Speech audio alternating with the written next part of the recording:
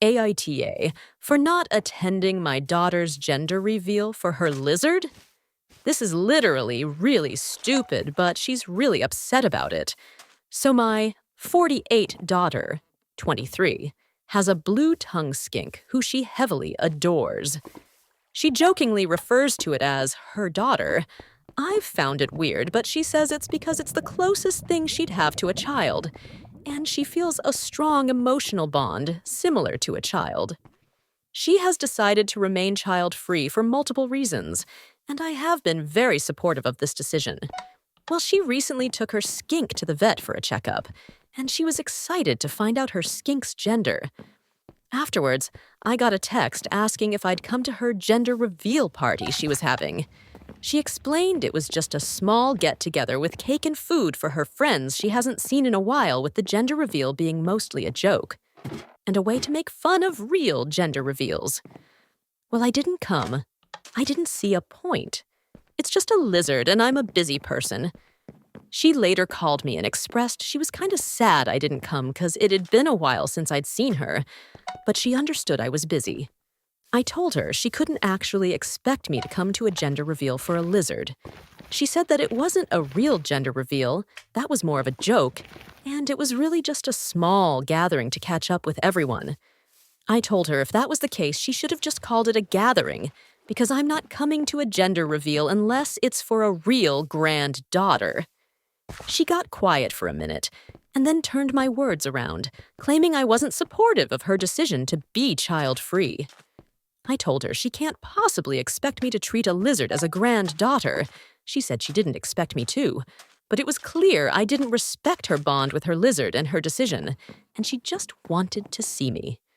And my reason for coming was hurtful. I told her she was being ridiculous over a lizard. She claimed it wasn't over the lizard, and it was a gathering, and not even centered around the lizard.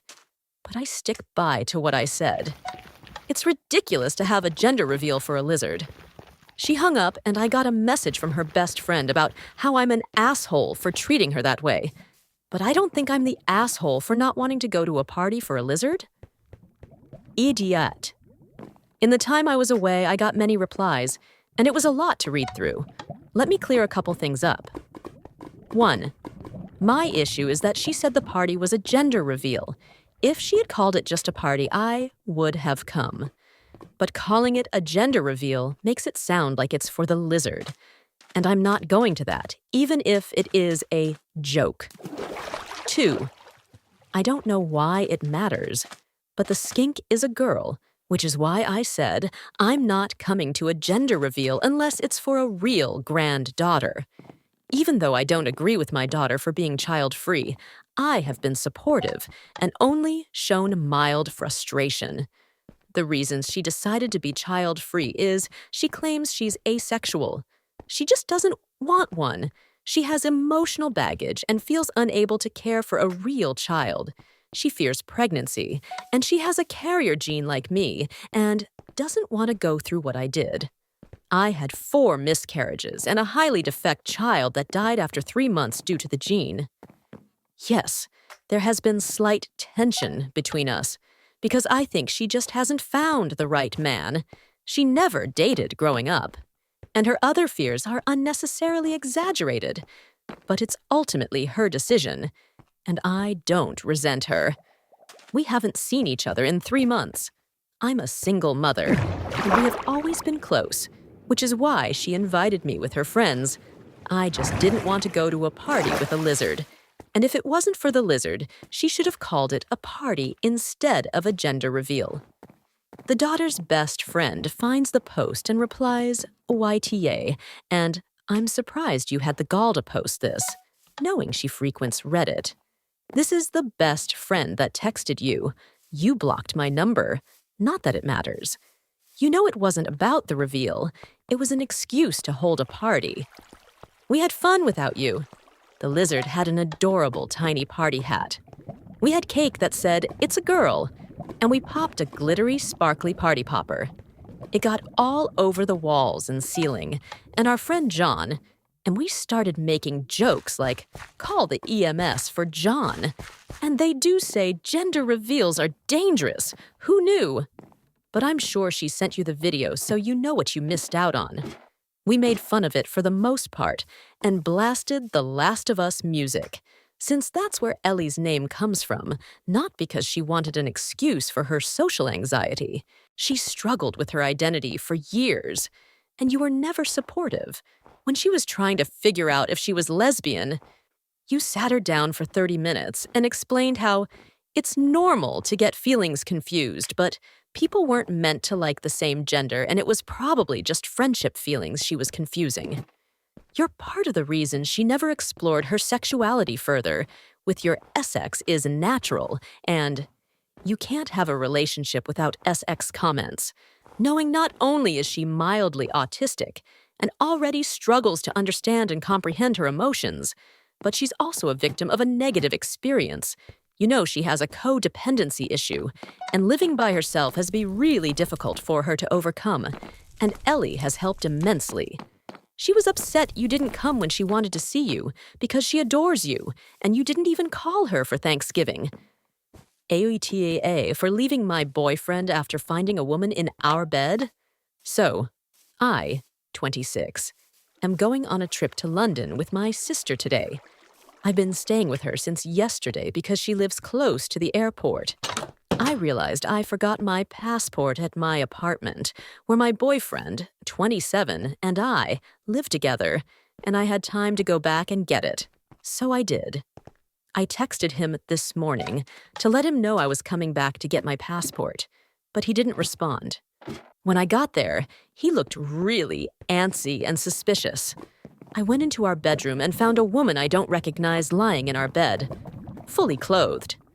I just went on autopilot, grabbed my passport, told him we're over, and left.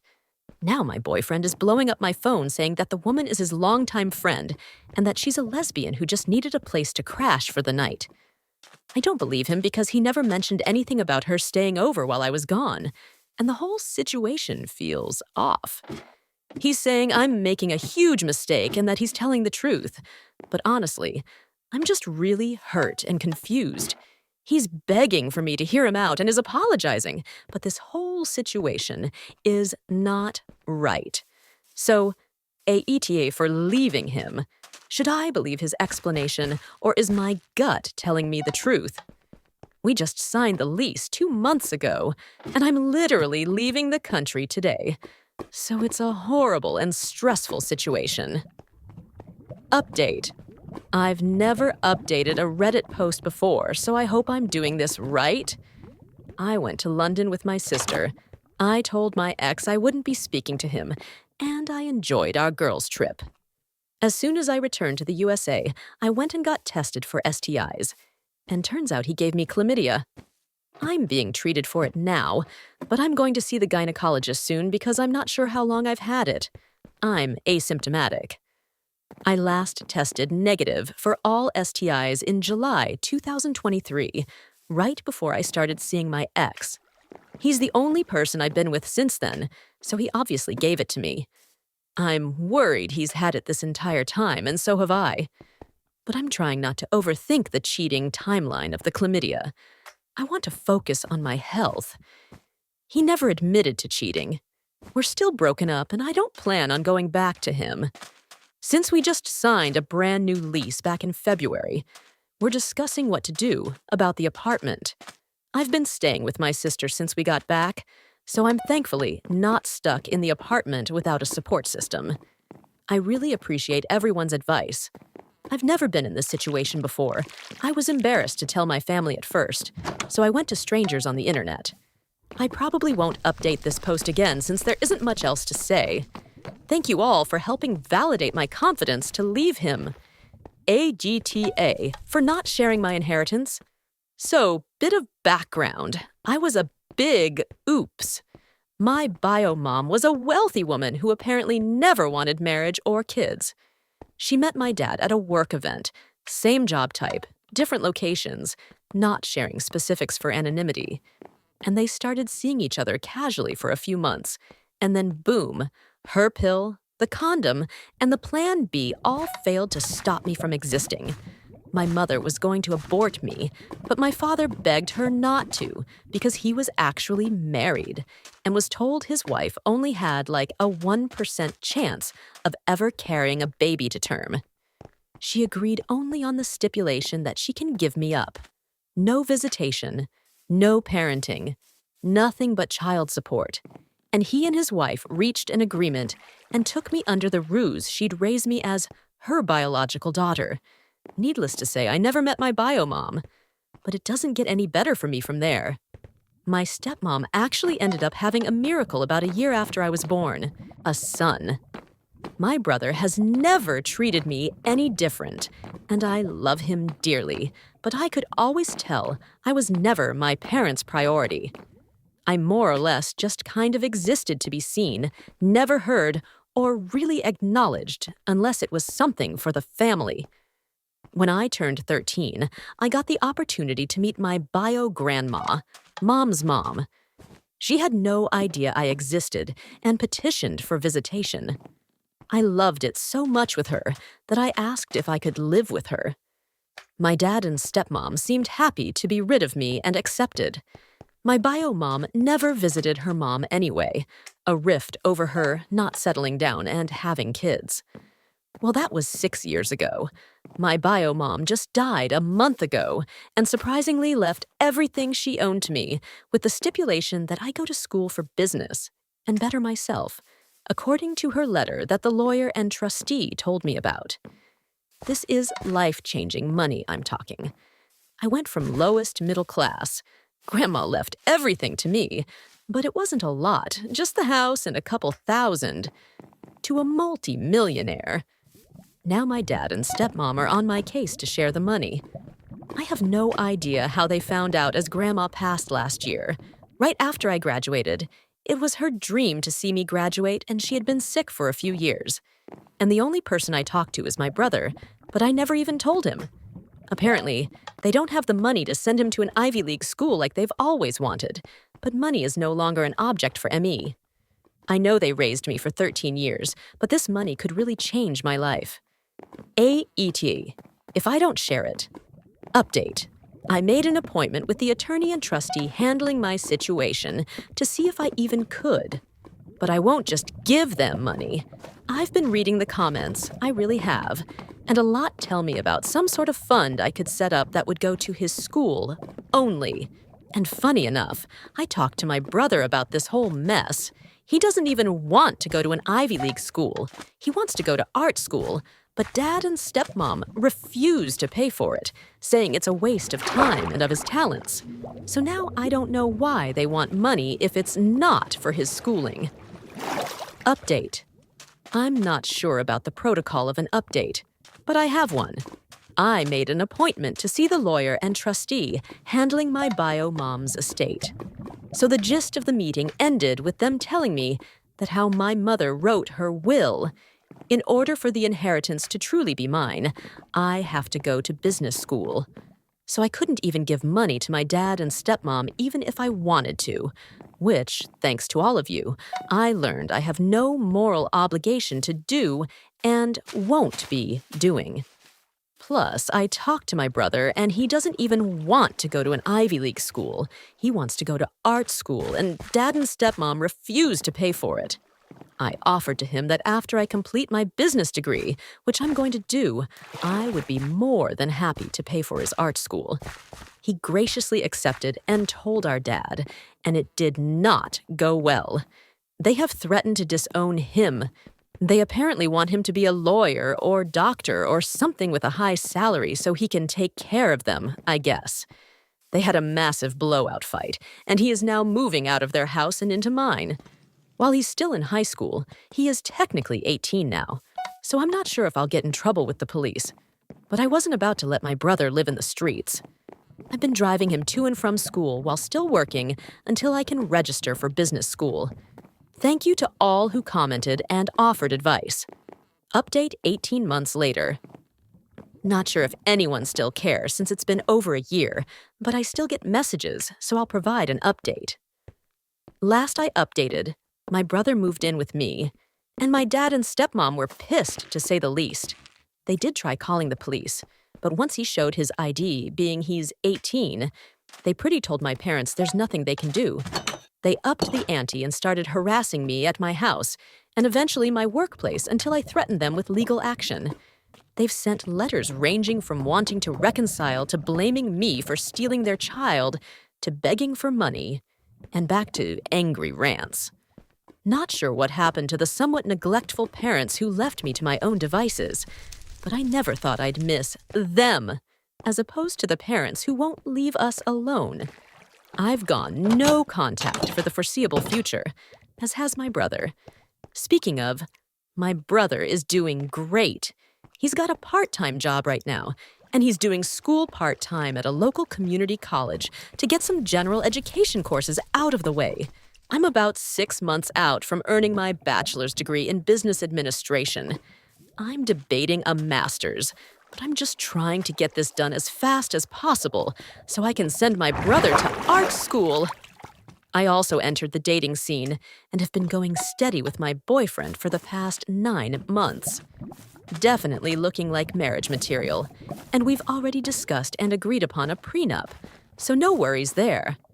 Aside from my annoying parents, things are looking great for us. Unless my parents do something drastic, I doubt I'll update again. Thanks everyone for reading. My 25 girlfriend, 26, bought a motorcycle, and now she expects me to ride 2 up behind her first. Sorry about my English. I'm not a native speaker. About 2 years ago, my girlfriend expressed the desire to ride a motorcycle. She enrolled in driving school and almost immediately bought a motorcycle with which she obtained her license. I supported her completely and also financially. The motorcycle was partially a gift from me. Last year, she went on many rides alone or with other bikers she met on some internet forums, and sometimes she tried to ride with some of her female friends as pillion. Now that the warm season has arrived and she has been riding for almost 2 years, she has started asking me to go out on her motorcycle together. I told her that I have no problem with her riding a motorcycle, but that I find it embarrassing to ride 2 up behind her. We started arguing every day about this. How do I make her understand that in 2024 it's still a big stigma to ride behind a girl, and that I don't feel like doing it? Update. About a month ago, I asked for advice and received few but heavy criticisms. You were right. I admit that I didn't react in the best way. Your comments kept me up at night, and the next day I decided to talk to my girlfriend. Actually, I wrote something false. Not that it changes much, but I'm 34 and she's 35. I also left out an important fact, something that not even my fiancé knew. In the country where I grew up, you have to be 18 to drive a car. No exceptions. But from 14 years old, you can ride a small moped. Everyone has at least one moped in the family. In my high school class, in my country high school starts at 14 and ends at 19. I was practically the only one who didn't have a moped. I'm not joking. Both my father and mother had a moped, but in their opinion, a moped was too dangerous for a little boy to ride. When my friends and I went out in the evening, I was the only one who had to be picked up by my parents. The others were all on their own mopeds. When I was 16, I was at a classmate's birthday party. When the party ended, I saw my mother arrive to pick me up with her moped. Apparently, my father had fallen asleep. She didn't want to wake him, and she didn't want to drive the car, so she came to pick me up on a moped. I was livid, but have no choice to leave with her. This completely destroyed my teenage life. My nickname became Moped Boy, Mama Boy. Girls laughed at me, and boys made fun of me and bullied me. My social life was reduced to a few occasions, and the last 2 years of high school, 18 to 19 years old, were spent in total solitude, since even on the few social occasions, I was still made fun of. I met my girlfriend after university. Fortunately, she came from another city, and she didn't know anything. I told my girlfriend about my story. She remained silent, and then hugged me. The following weekend, we went to the beach. She insisted to sitting on a bench in front of the motorbike parking lot. We counted, and of the couples who arrived by scooter or motorbike, 1/3 had the woman in front and the man sitting in the back. Maybe it was a bit of a silly experiment, but it worked. She tried to pick me up for a small ride, but we found that riding an R3 with a 6'1", 60 pounds passenger is a bit difficult. We briefly looked around, and 2 weeks ago, she managed to swap the R3 with an Himalayan. Last weekend, we took our first little trip on our own. I feel like a huge weight has been lifted from my soul. My girlfriend finally asked me if I want a motor